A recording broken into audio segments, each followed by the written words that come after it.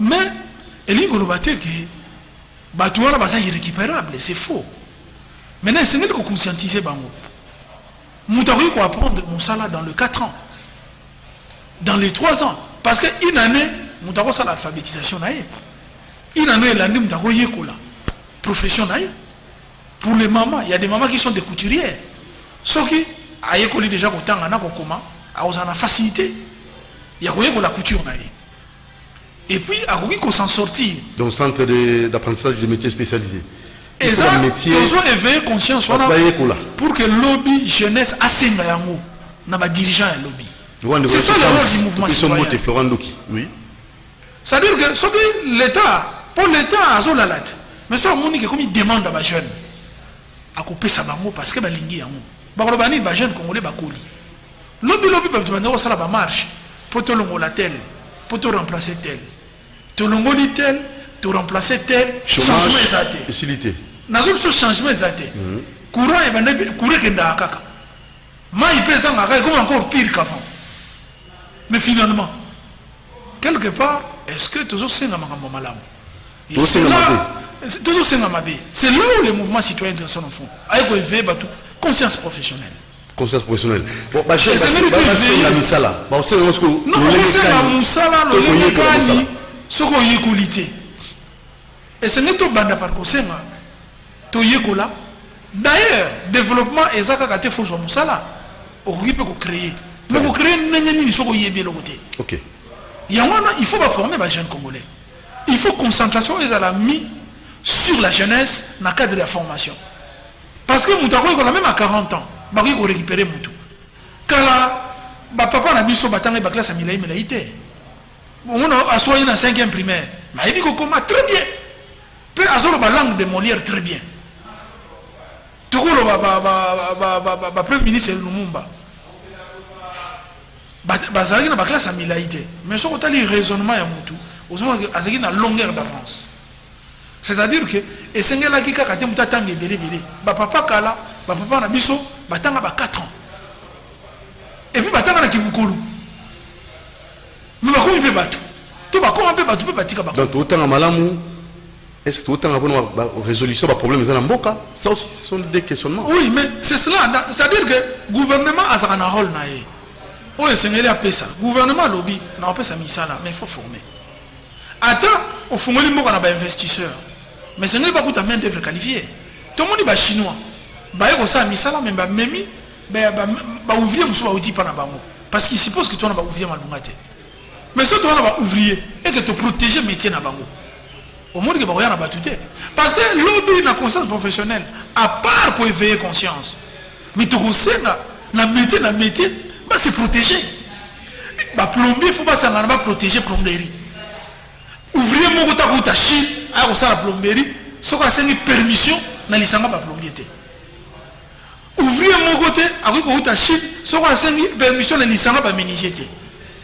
Pourquoi ça la moi ça tous sont protégés métier na biso. Surtout manque à gagner ceux qui sont voilà na éviter comment on a voilà ça ba éveil oyo conscience surtout relever tout ça na makambo belo to ça na fandiga na conscience éveil de conscience professionnelle échantillon ou un mouvement citoyen ou yomoko de Quatanas et fait mais sentiment défi ou ko yisa biso tala na boyer na isika boyer tout ça ba jeune boyer ba ko sala boyer bien que image de toujours temps ou ya uzana puis ba déjà ko s'appliquer biso neti boyer na siège na biso tu organiseras ba formation pour na ba jeune tout ça une formation informatique parce que tout le bagi ba jeune ba 6 classes aujourd'hui l'alphabétisation ce que vous avez dit informatique ça le en alphabet électronique ya munene fallait qu'on initie ba jeune na biso na initiation à l'informatique ils ont ça demain il y avait balé tout lancer projet pour les jeunes comment on peut se vendre ce sont des séminaires autour de ça ba jeune na biso. Pourquoi les locaux y va musala magomi te kandenge nini parce que ils sont toujours créés par entrepreneurs à lobby quel que soit le niveau yo sali et là on est sur foyer ba koteka bateka kandenge nini comment on fait du network marketing de porte à porte parce que bah tu belé bah se développer un système de vente Toujours va séminaire belé toujours en 80 jeunes na biso. Parce que nous disons ce que les jeunes ont la qualité. Tu peux se goûter pour comprendre les valeurs de ma moto à moto. Net ba jeune ba membre de ça, il faut bénéficier de la formation là. Ba moi ce qu'on va comprendre la vision, il y a mouvement ça boy. Quand au séminaire il y a kana ba makoki ya biso ya mukie. Ba pesi ba mo. Ba yebi que non, ata na zote ka nguba. Maintenant na ko teka différemment. Na maman ateka kana wenze. Tu es sûr qu'il faut emballage à la malunga. Faut présentation na yeza la bien. Ya nguba. Na zo bisayo. Faut elate linoyo mtote ko la bien. Ya nguba, na mikate. Exactement. Ça dit n'a pas pardon. Pesangata. Attends 30 secondes. Comment est-ce que mtote ka na restaurant alati lamba salité? Mtote ka mikate alati lamba salité. Donc mtote pousse moto alati lamba ya salité. Yo ofana simanayi. Là na tango ta la moto so lati bien te ata ba moto ezate dans préféré que mako. Alors mais quand on peut assister les Cameroun. C'est là où nous nous disons comment koyeba koteka musala na yo. Omoni mutu soka yebi koteka, je prends garage, mutu asali garage ne na kasavubu. Azui mabanga atie. Soki camion ye ozui na mabanga utie likolo. Ozo sala biloko teni na oni so feza la sanité. Ozo sala bodo ozo mona ke mutu atie garage na barabara. Et puis mutu wana omoni ke soki mutu asi musala na suka main d'œuvre comme tu payé $30. Ozo mona la présentation. Présentation des adiamabé. On a un problème. Maintenant, toqué de l'autre côté, toqué pas ba expatrié au Bayaka. Quelle est la différence? Ah, garage est dans la Kachalopapa. Agotia hangar nae. Parfois ça yemo côté ba s'associe. Na baninga. Balobi au lieu de ça l'élévateur Nicolas mabanga te. Bazui batongelo komoko en métallique. Montre que komata et matite Nicolo. De l'autre côté, bazui élévateur électromagnétique pour être kamaka. Ozo comprendre ba sali yango. Mutu se souve pas ba matisi yango. Mutu so sala mutuka akota na sama belete a fini ke lokote. A côté lema a osa musala. Parce qu'à ce moment, à la table de travail, il y a propre. À la combinaison, de l'autre côté, il y a un vestiaire. Aux hommes, on a garage. Aux hommes, on a marketing. Mais nous avons aussi si nous sommes là. Tant que un client peut $150, client peut hésiter. Pour que ça y ait valeur. Parfois, solution Nicolas Libanga, la solution des autres, la même solution. Mais la différence, la présentation. Très bien. Il y a un besoin attirer attention à les jeunes na biso. La culture on a savoir-faire foizala. Parce que savoir-faire il y a un différent saka moto o ayibi na moto ayibi moke. On remarque na même musala même bino ba journaliste. Nengo ko tsa plateau na yo. Costume ko lata. Nengo ko présenter équipe na yo. Il faisait tellement chaud, je me suis bien en fait tchatcher. Est-ce que vous comprenez? Oui. Na verser scénario lati peut-être alati la batalo but batalo te plateau na isa bien ozoma na émission na ozana audience makasi batu soki ba na émission ba biki ba na émission moko ya lolenge moko boy la différence est ça ka na présentation bien coiffé tout ça bien parfumé bandi ko ça salon Crésus voilà na Victoire oui ozomona donc mutu fa ba ko présenter logo na ye wana tozo attirer ba jeune yango zoka comment vendre. Bah, séminaire tout que peut s'habiller pas jeune notre son enfant. Comment vendre? C'est très capital. Tout ça encore parce que mon côté kaka ngou ba te faut te comme ça na yo. Mutu faut te kanyo so ba te kaka yango. Papa, na kena cabine moko wa bangungi solambungi. Franchement, le gars était là à l'aise. Voilà. Mutu mususu à cause de la cabine na atie baba bende na d'abord à délimiter espace. Azui table nae, azui parasol nae bien. Donc, ozomona et puis atie présentation nae, atie moi musique nae. Donc, niveau nae à classe, na ndenge na koteka. Aebige et si na telemi, so que mutako luka crédit à $100, faut na pesa. Il y a autant parce que mutako ko somba, alingaka kuta nyonso. So que lobi ayeko kute loko ezate, lobi akute loko ezate, awoya souté. De temps ozo lancer faire, faut tenir compte na biloko boye. Au bisam sous fond, so ega $20 ils ont raté. Ils sont à $20 ils ont. Où ça ni alors ça signifie que mutande ngana ko ba otekate. Fana ndako. Soit pas s'associer. Au fond ils ont kevi. Non, ce qu'il faut ils ont ke ba sangana 5. Bah tiens 20 comme 100. Comme ça ils vont faire face. Et puis pour les Congolais n'ont pas la culture d'association. Ah, $100 abi bozulu kanga beaucoup kanga beaucoup kemba na zalia wa na batamia wa. Hein? $100 lobby. Donc plus parce que plus de loba parmi ma vision c'est l'économie en réseau. Il faut savoir s'associer. Plus vous vous associez, plus vous êtes fort. Bon ni boteka yo moko parfois isimbate. Sangana na baninga. Muninga wa na likanisibo ninga wa likanisibo. Bon type marketing ya bien au moins boteka. Mais au finish donc, en fait c'est parmi les éveils qu'on essaie de faire aux jeunes. Parce que nous avons décelé dans les chefs il y a beaucoup de Congolais, babilo que belé zozana na ba te belé. Même na ba maman. Voilà, na kene na option na ba maman lelo to lancer bango alphabétisation ezali sina lobela mo mbala na mbala. Lelo ba komi na alphabétisation numérique. Lelo ba oui ba maman adresse no front lelo ko simba ordinateur na ya fungoli. On se comprend. On dit bah maman moi bah il y a autant matin. Mais il y a autant. Au tunnel mbongo na téléphone. Voilà. À quel retour na cabine. Ah donc gabi mbongo. Est-ce que vous comprenez? Bah début c'est mbongo exact. Mais au cabine mbongo maman. Papa au cabine mbongo elenge. Donc tout ça même maman à un certain. Dans l'âge il faut nécessairement baser à la page à la hauteur. Voilà. Le développement technologique avec aucun. Et parce que il faut bailler bah alphabétisation lelo et ça peut technologique. Numérique. Donc, tout ça, ma vision est belle.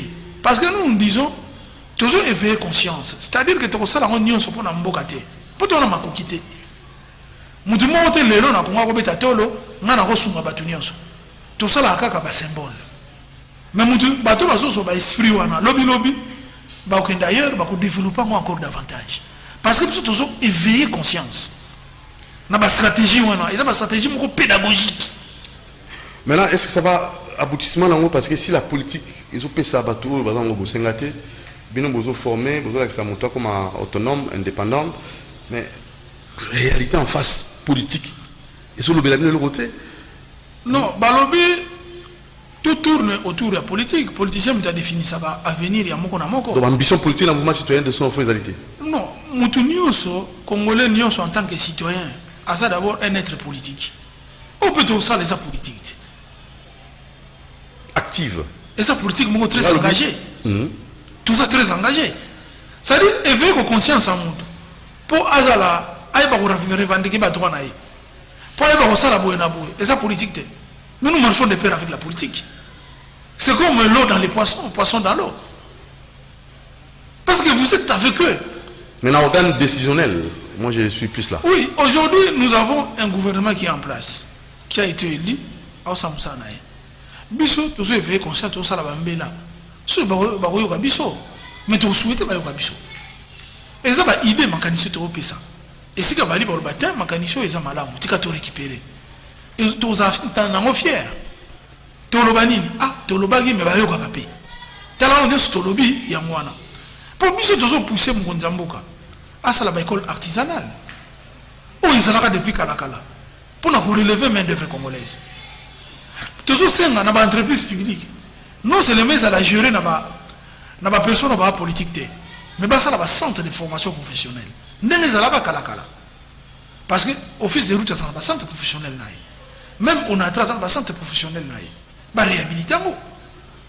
Ba jeune non peut-être ba former ba conducteur d'engin.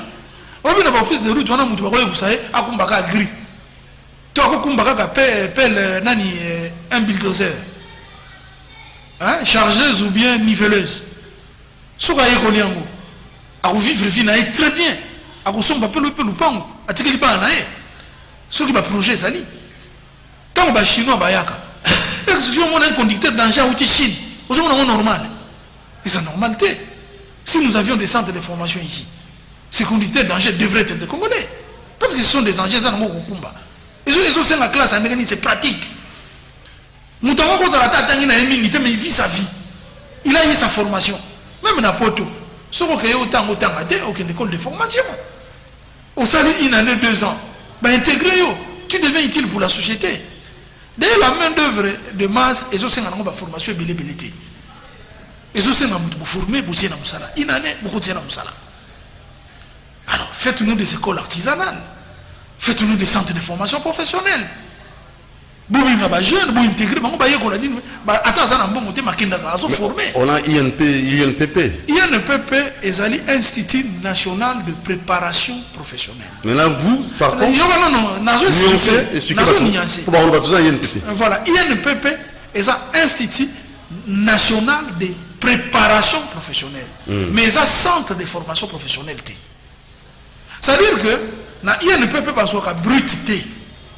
Moutou a sali secrétariat nae asili ici mais asa na pratique pour musala nyonso l'homme va recevoir CV moment na CV na o sala nulle part mais musala na te ko soit tamba na ko former yo moko kende INPP au perfectionner secrétariat na yo parce que kuna va se préparer yo aux à la prêt pour l'emploi de la même manière ngai net bo na futa ka mpaku ya INPP na futa ka yango en tant qu'entrepreneur na kozwa bato ya ngai ba maçon na ngai to secrétaire na ngai na ko komela INPP na tindi bango na ko futa ko tumbongo te parce que na futa ka déjà chaque fin du mois mbongo na ngai parce que to cotiser ka pour na INPP ça INPP il dépend du ministère du travail qui est différent du ministère de l'enseignement professionnel parce que INPP forme bato bazokuta déjà na misala parce que soko neti bino boza boui caméra humaine ba technologie asikeye ce n'est pas à vous de la former ici loko bofuta kampa kuna INPP faut continuer dans INPP ba former ye ba adapter ye ba mettre à niveau et puis bazong seli bino ye c'est ça l'INPP. Est-ce que vous comprenez ça? Voilà. C'est cette nuance bato sengeli ba yeba. Alors, ce qui est comique, ils sont formés, c'est-à-dire qu'ils sont sortis en cadre. Former les Brits, il faut des moyens. Alors, pas difficulté. L'État, niveau avant l'État. Oui, biso, dans le mouvement citoyen, nous avons formé les Brits. Oui, qu'est-ce que vous demandez? La difficulté, nous n'avons pas assez de moyens. C'est-à-dire que nous n'arriverons pas à résoudre ces problèmes-là d'une façon tangible. C'est vrai, tu as impacté sur 10 000 personnes. Mais Congo, c'est 80 millions d'habitants. Donc il faut que Congo, le gouvernement a intégré le concept de un programme. Tout le monde a formé les jeunes congolais. Les jeunes sont dans parti politique. IDPS, INC, par-ci par-là.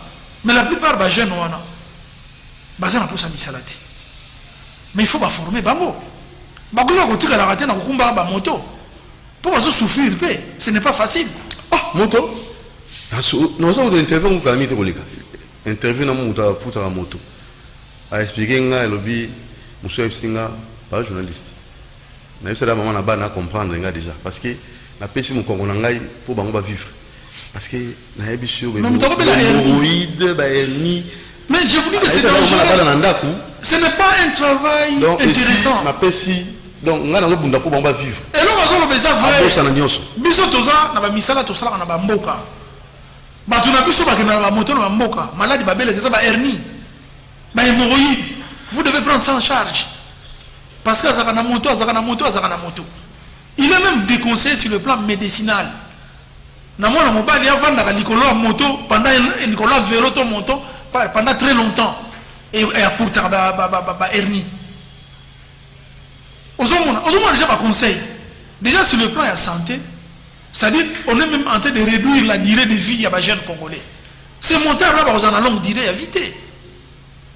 C'est pour cela ils seront plus à l'aise sur la formation professionnelle. Ils ont la plomberie, il y a menuiserie et paille, ils ont l'agriculture, ils ont le terrassement. Tout y ferraillage, tout y ajustage, lobby, soit à atelier là, tout va au sangana, va au musala, va au difficulté, mais tout va engager bango, va assurer bango à venir, va au contrat à longue durée. S'occuper, va y avoir un investissement, va retrouver bango comme main d'œuvre, va en première ligne. Tout ça, il y a un jeune dans la partie politique. ba jeune à IDPS, ba jeune à INC. O ba rolanda biso ba senga biloko wana. Ba senga misala. D'abord misala te ba centre de formation professionnelle. Parce que la personne musala ko samsani. Obino ile côté. Ou samsani. Oui, musala mais pour ça musala ni. Ba o ba yela mus, o ba yebisko musala. Et ben le ba yi misala te papa. Tout ça la réalité en face, nous avons emballagé les données. Naza architecte, naza un professionnel. Naza na terrain na ebike. Ate aux maçons, à Ibissoisa maçon, mon ami retengama. Sur les 10 maçons, on a un mot à ça bien. Mais dans notre show, on vit beaucoup de choses. Notre bisayo musala et comme même parce que à Ekoliamo, papa camarade, à Nautika papa na. Maintenant il faut moi pas professionnaliser. Il faut des centres professionnels. Même biso sogeye aux années sengo, au de soit muto a outil na centre wana. Pour ça les longs musala, il y a bien. Aux années sengo soit menuisier à outil kuna. Pour ça le musala ya bien. Basenga parce que le lot soit rigoli musala na ya menuiserie. Ata ba PC musala ta ko sala atelier na yena ndako. A ko survivre. A ko sala atelier na ajustage. A ko survivre. A ko banda ko dépanner. Ni ba problème ba plomberie ça na ba mapango ebele. A ko sala entreprise na ya ko reparaka. Azana ba numéro na parce que biso biso sala na technique de vente.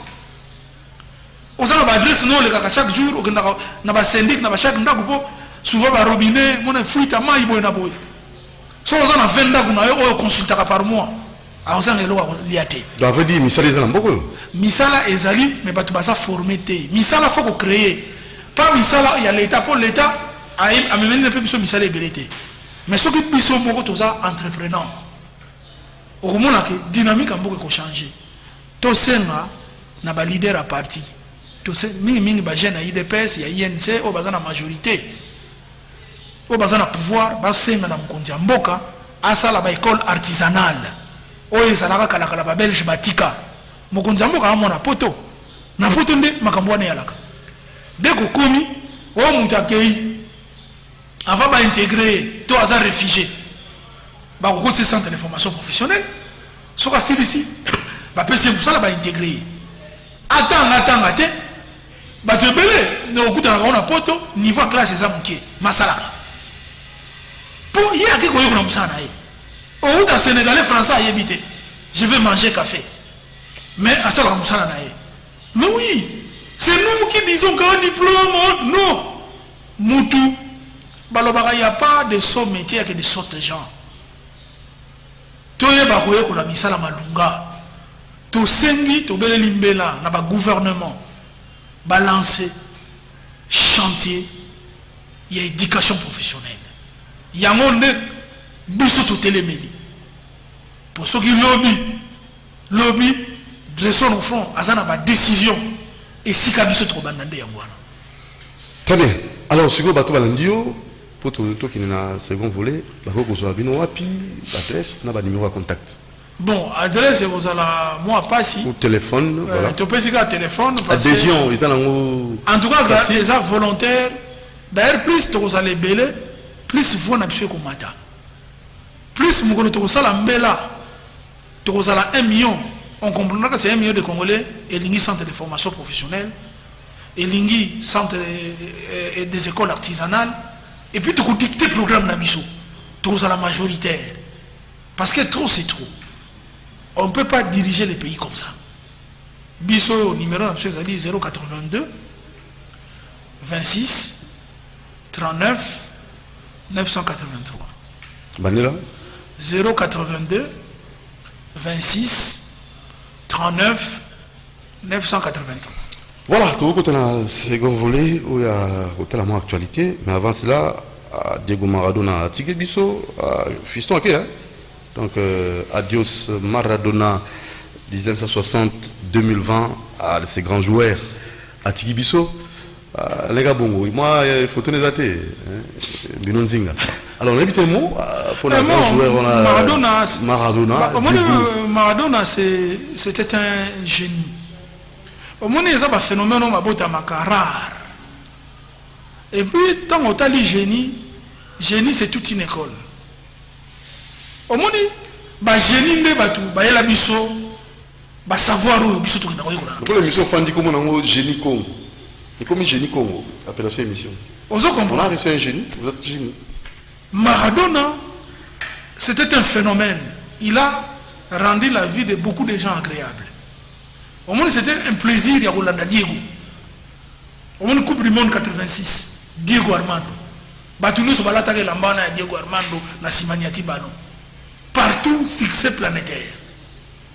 1990, on a avec Bakoutana Cameroun, Roger Mille à Zalaki, on va pour la 1-0. Armando Azalaki. Bon, Azalaki, Moutou à moi, excès, bon, na 94, na États-Unis, moi, drogue, moi, banini. Mais il est resté une icône. Le lot de ballon d'or, à l'époque, à Diego Azalaki. Si Messi, mais l'Europe s'est souvenue de Diego Armando. À Bétana Europe. Balobi non. Même si je peux ça, ballon d'or, mais faut peut ça fait Maradona. Même si à Bétana souté. Bappé ça et ballon d'or après. À titre honorifique, c'est pour te montrer la grandeur de la personne. En Italie, par exemple, dans Naples. Mais il y a Matisse à Naples. Qui pouvait parler de Naples, Naples Mata parce que Maradona était là. A progressé dans le football grâce à de lui-même, il fait jouer tout le monde. Un grand joueur. Voilà. Système de jeu atypique. Alors, donc nous regrettons, nous pleurons une icône. Malheureusement, il va beaucoup nous manquer. On aurait voulu qu'il soit encore en vie. Et lorsque des étoiles comme ça s'éteignent, ça ne peut que nous faire très mal. On aurait souhaité à vivre plus longtemps, le rôle appelé. Mais Dieu l'a appelé tout, après ça va y être Mutaritiraka. Ici, Kazali, là-haut, à Lola, tous souhaité qu'il y ait des fleurs et belé pour les anzela et bisonios. Diego Maradona, ah, voilà un extrait en match. Un génie. Voilà, ça c'est très bien ça. Avec. Mais un petit conseil à nos joueurs, hein? Joueurs non. Ça conseille à jouer là-dessus. Non, au moins, Armando, et ça d'abord, c'est un génie, et ça facilite à dire Mbale na niveau Diego. Mais, il y a biso et aussi ça la discipline, hein, parce que Congo peut tout ça, génie et belé, yaki, va trésor pour tout, malé, mais qui sont morts pratiquement abandonnés. Mais en Argentine, Diego va abandonner était, hein. Même il était dans ses excès, mais Diego était soutenu par son peuple. Les Congolais, parce qu'on a culture, il y a reconnaissance. Je prends le cas d'Mbokani. Le plus grand meilleur buteur à notre équipe. Mais nous l'avons insulté. Jamais les Anglais peuvent le faire. Moutounioso, il peut donner le meilleur de lui-même à un moment, mais à un moment, il peut aussi rater. Et nous devons être compatissants. Mbokani, il y a une équipe parce que Bayamba est bien té. Parce que la culture congolaise, tu veux pas ça honneur na gloire na bisoté. Ba mutubi les Santos. Ils ont une référence à Mboka. Nous devons avoir une culture ba génie ne on a ba finga ba ngote. Diego Armando soza na Argentine, tu ne peux pas le critiquer même Messi quand on lui dit que au Betaraba les collègues il y a non, c'est lui là c'est un dieu. Ce n'est pas que il peut pas discuter, mais ça respect na icône. Parce que ce qu'on me dit qu'on critiquait Diego, moi, je me été le mélange. Vraiment, merci beaucoup, monsieur Fanfan Défi Monde Sentiment, Toromini Nasuka, pour juste avoir de votre part votre avis, parce que comme c'est ici, Nino Rosella, Nino Rosenga, peut-être on a pouvoir voir à mon conseiller, moi, mais une petite proposition en tant que citoyen congolais. En tant que citoyen mon condi, je crois que Ayebi c'est que le peuple attend de lui. Ayoki batu nyonso, ayoki batu ebele. C'est-à-dire aujourd'hui mon konzambo Ayebi problème ba congolais. Ayebi et loko nini peuple congolais a souhaité. Batu mayele baleka ki autour na ba o baleki biso pe na mayele. Ba pesa ki pe tuli. Pour azaki na posa wana. Ayoka batu nyonso. Maintenant, Batouba Rosela, discours et Rosala à la hauteur, il y a attente. Toi et Rosala à la hauteur, il y a attente. Et ce n'est là que la vie du peuple congolais, je crois qu'il y a bien et ça va encore de mal en pis. Liboso, et ça qui peut-être mieux que l'élo. Les lots l'otili qui courant. Tout ça, on a banda goûté. Ils sont quand on n'a pas en bas, mais tout ça, 4 jours courir kenda. Maï, ils ont comme inventé. Maître, il y a eu gratuité d'enseignement, gratuité enseignement, oui. Maître, on a 800 $, comme on a 200 $, déséquilibre quand il n'a pas foyer. Donc, il faut travailler pour améliorer le salaire. Ça ne sert à rien à sa gratuité et puis, maître va comme négliger la formation à Bana. C'est vrai, tu peux critiquer, c'est déjà un bon geste à la gratuité, mais évidemment, il faut zapper poisonner. Tout ce qui est dans mon Mboka, vraiment, alors que le peuple congolais mawa. Asa moi na Mboko yo. Asa moi na Etienne Tshisekedi. Oyo, philosophie n'est c'est le peuple d'abord. Même au prix de sa vie. A-t-il intérêt à peuple ni bosonae? Ba héros, basaka ba héros. Ata bakuta na peine ba difficulté ya danger. Mutu musu pas comme na pouvoir na coup d'état. Mais à bongisi pe mboka. Mutu musu soupe a koya na ba forme moko boy. Mais tant a eu élection à bongisi pe mboka. Donc ce que nous demandons au président de la République qui a écouté les intervenants de résoudre les problèmes des Congolais, il est entouré des éminents professeurs, des éminents intellectuels, c'est ça, des hommes d'église. Oui. Ayoki Bango, nous l'espérons bien. Ça c'est très bien. Alors, Eza mon amboka à lobby, mon amboka mais qui pour les sa proposition naie et l'aspiration aux population congolaise ils allaient Kosenga et ça c'est très capital. Bien que Bisso pense aux alliés de la partie politique mais tout le monde a besoin mboka etambola et que Naliboso Nzala eleki Nzala. Bah bien, ça aussi la tête, oui, bah riche va dire pauvre va aller, mais où est awa?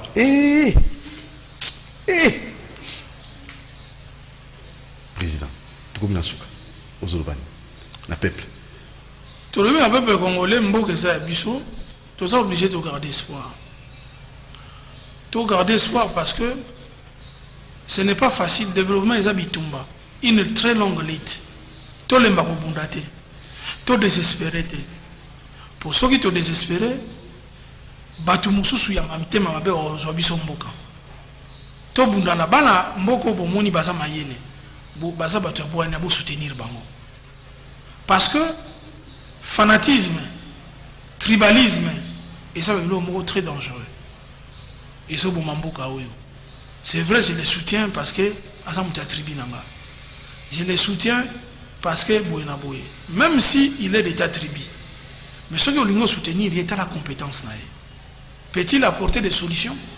Parce que ceux qui ont apporté des solutions, ils ça la unanimité dans la bâtonnière. Mais Moutou a tant de bonhommes, soit même une solution, et ça a passé. Pas si même pour un yomo linguier, n'a pas koko na yo, et vous a passé. Et c'est n'est to soutenir lobby, ba dirigeant, ba clairvoyant. Ba dirigeant oyo.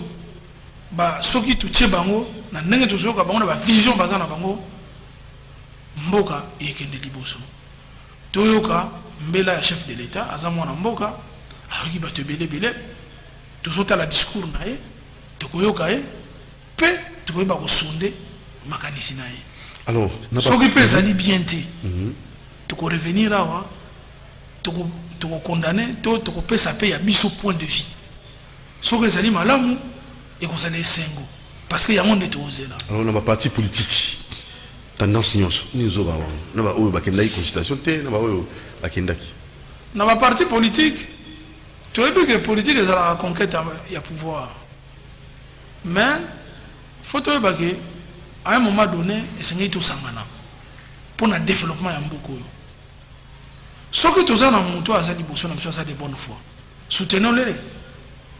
Oui, aux gens na parti politique, ba pesioni. Aux unis, bana na aux unis, ba koko no ba unis. Tout le monde ba mutu ba tunsu ba ki ba ministre. Après au monde azoko tangombol. Azoko ta taxi na sima. Au monde que fouti na moté. Oui, na minute tu es égoïste. Mais tu oublies que ceux qui battent qui cadre bien. Ceux qui l'État qui tant aux aïeux, on sait qui va stratégie qui m'a envoyé ça bien. Moi, on se retrouve dans le même cadre et puis tu t'en sors. Mais ce système est mal. Pour les gens comme ministre, il y a qu'à flatter. Mais ils ont mis na hote mugolongana batone to bakene. Même téléphone on va nous soute. Ozomona que ça ne sert à rien soko komi wana. Osamsana hote. To soutenir moi na mboka. Ah, vous voulez le mettre profond. Donc batio numéro 1 RH2O au Borobongisa. Batio numéro 1 SNEL au Borobongisa. L'objet peut courir mais lokata na pas na hote. Au somba groupe, au tcha carburant. Et puis, chaque jour, et puis, on est pauvre. Tu es directeur à prison, au bon, c'est prison Makala. Voilà. L'homme qui a boloko, on a la même condition que Baningana. Bon, ça m'a dit, au boy. Au boy, il m'a retraité, on a tout bâti, on a poto, mais au coup, parce que le temps est réglé. Bon, ça va au boy. Au boy, mais une voiture de Nagana boule tout le temps. Ah, mais quelque part, tu me dis, mais oui, c'est dangereux. Est-ce que toi, est-ce que vous avez Boussoba? C'est quoi ça? Et ça l'a ngando na maï. Aucune moula na ibalé. Masou, abatima Masou, on a tra. On y au tchate. Après, voyage qui m'attaque. Ah. Namunani, na condition. Nani, mugolo mususu aux asuna nani tout le monde ça la commerce, on se rendre compte que les bateaux exact. Mais dans ce on a si j'aurais mis des bateaux. Ça c'est les noirs, les noms, plus bateaux. Mais ils sont toujours liés à quel problème nous les noirs là. Nazo biso bateau ni on so bazala ba ministre après ta la vie na bango. Peut-être au tir éternel. Oui, mais après azali ministre a longo ta la vie na. Vie écrite maintenant faut banda kokoma ko sala jalelo. Au moins maintenant mutazaki ministre makomi atalako. Quelle chute. Parce que et c'est que mon ils en a faire et ça en a politique. Pour un politicien ne sait pas gérer l'argent. Avec le barreau. Oui, il va foutre à rien. Mais le jour où il va se retrouver de l'autre côté, il ne saura pas gérer l'argent au Yazui. Maintenant, moi, on a un train de vie, pas de ministre. Face à toujours un grand hôtel. Bon, on a bon aussi. Bateau, tout cela, faut tika. On va nous tika, mais bon, on aussi la prise au côté sauté. Ti au tika zéro. On va dire qu'il m'a battu. Pas mon hôtel. So, on dit, au tia chapeau moulaï. Au petit sinacé. On dit, mais tu peux être ministre, est-ce que ça y est, tu y étais? Batou n'est pas à bien zangate. Et zangate. C'est pas moi. Tokokani. Tokokani. Tout ce qui s'y va. Un mot de conclusion. Bon, en tout cas, conclusion est que direction nos frères en mouvement na bino, toujours c'est un soutien na bino. Bon soutenir biso, toujours na pour ça soutien na bino, toujours na pour ça bon accompagner biso na ta vision yo, parce que biso toujours espérer que vision est malade. Il faut que lobby vision anande et soit place pour Mboka et Tamboula. Merci monsieur Fanfan Défi Mansentiment, président du mouvement citoyen de son enfant. À Pessi Makanisinae, na bati volonté na Bokebi, na plateau il y a Génie Congo. Donc Génie Congo, ba Génie Congo, tu retrouvé bango awa. Le rôle de lundi, tu vois Génie moko. Donc Edmo qui se locale à Ozonga sous lundi pour na aya suko pesa biso lumière na makambo mboka na biso. Merci beaucoup. Merci. Na mona ki moté, qui va accompagner. Oui, ben on est la privé. On a pas de membre non? Bien sûr. En comment Jacques Zola. Jacques Zola. Jacques Zola, tu peux si on monte ici aux alliés. Oui. Il y a ça, on base na biso Kindele. Na Kindele, Jacques Zola. Il y a ça kuna na mon Il Campo. Côté na yo. Côté na ma belé. Voilà. On va voter. Pas si ba na mon afula pour voter. Mais ils sont direction na frères ali. Oui, pour voter na pas si mon afula. Mais pour voter pas ça ni pour la vie na mon afula. Je vous avais dit ça. Mais direction na frères ali. Ah ouais, vous pleurez. Hein? Doudou Montiri. Je vais encore revenir. Allez, ciao. Merci à Moron Jambier. La réalisation, à Karine Bébé la charmante. Bien les bonnes choses à vous, la caméra woman. Merci à Alain Kabongo la coordination. Merci à Robin Makonda. Binom Zing en exploitation. Et nous allons vous retrouver demain à 10h30. Ciao. Demain, ça sera avec Passer Casse. Pour attendre ma camboï, ça va te catholique. Attendez un message particulier. Ciao. Abonnez-vous massivement sur Doudou Montiri TV.